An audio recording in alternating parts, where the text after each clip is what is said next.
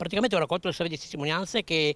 danno delle problematiche molto grosse per quanto riguardano le persone disabili e anziani che chiedono l'assistenza al volo. Praticamente le persone che da Vicenza prendono il treno destinazione Treviso, una volta arrivati in stazione ferroviaria di Treviso devono prendere per forza un autobus normale che è privo di assistenza, dunque non hanno nessun aiuto per arrivare e accedere all'imbarco degli aeroporti, mentre molte tratte di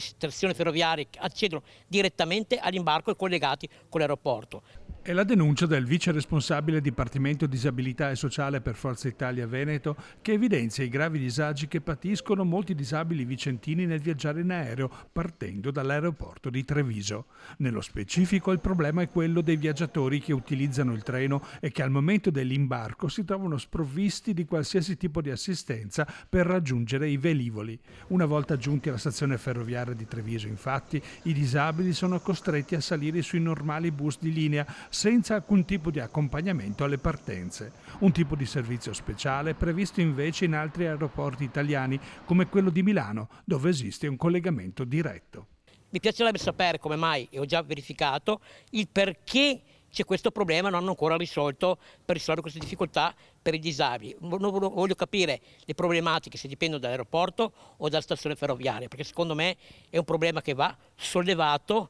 soprattutto per aiutare le persone che hanno queste difficoltà, perché come dico sempre io, disabili non si nasce solamente, ma si può diventare col tempo ed è una tematica che purtroppo può toccare anche molte persone abili.